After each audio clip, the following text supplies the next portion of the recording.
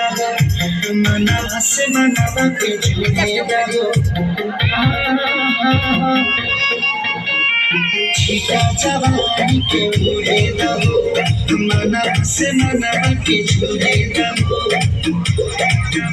आज सुने न कतरिया आने की टूट जाए राजा तेरा टूट जाए राजा जी बोलो साला टूट जाए राजा जी बोलो साला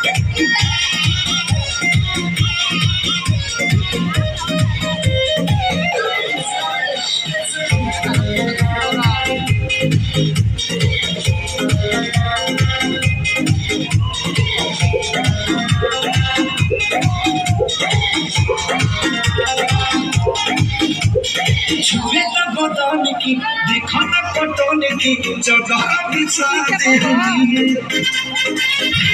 बोला मुझे मन पे घना के बने अलग पर झुलवा झुला के बने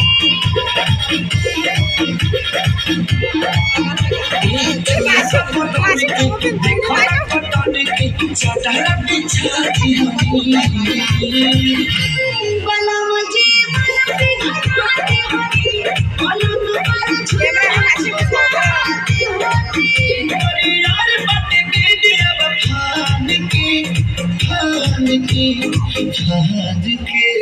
टूट जाए राजा जी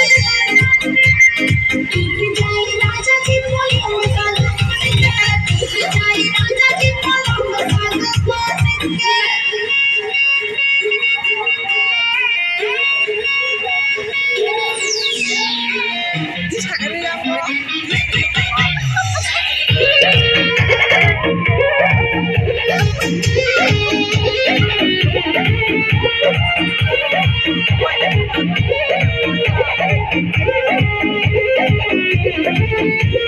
बने तब सलामी देहिया के गरमी कोई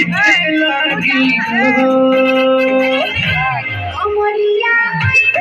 लागी हो तो कोई लागी हो बने तब सलामी देहिया के गरमी कोई लागी हो कमरिया